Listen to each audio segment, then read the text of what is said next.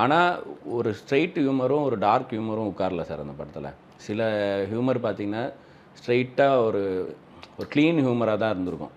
சிலது வந்து டார்க்காக இப்போது இருக்கும், கோக்காக இருக்கும். இப்போது மரியம் ஜார்ஜ் சார் வந்து ஃபோன் பண்ணி மிரட்டணும், நான் கடத்தியிருக்கேன்ட்டு. அவர் வந்து உங்கள் கேங்கை வச்சு ப்ரிப்பேர் ஆவார். 10 செகண்ட் மேலே நம்ம ஃபோனில் பேசினோன்னா நம்ம டேப் பண்ணி யாருன்னு கண்டுபிடிச்சிருவானுங்க. அதனால் நம்ம மிரட்டணும். ஆனால் 10 செகண்டுக்குள்ளேயே அவனுக்கு பயம் வர்ற மாதிரி மிரட்டணும். போய் ஆளாளுக்கு பயம் வர்ற மாதிரி எழுதி எடுத்துகிட்டு வாங்கன்னுலாம் சொல்லி ப்ரிப்பேர் ஆகி, எல்லாம் ப்ரிப்பேர் ஆகிட்டு பயிற்சின்னு சொல்லிட்டு ஃபோன் பண்ணி, எனக்கு தெரியும் 10 செகண்ட் மேலே பேசிங்கன்னா கண்டுபிடிச்சிருவாங்கன்னு. அதனால் நான் ரொம்ப ஃபாஸ்ட்டாக இப்போ அவங்க வந்து எங்கே இருக்கோம் என்ன பண்ணுறோன்னு சொல்ல போகிறேன். ஒரு வாட்டி தான் சொல்லுவேன், திரும்பவும் கூட சொல்ல மாட்டேன். அதுக்குள்ளே நீங்கள் கண்டுபிடிச்சிங்கன்னு 15 நிமிஷம் பேசுவார். அதுக்கப்புறம் தான் மிரட்டுவார்.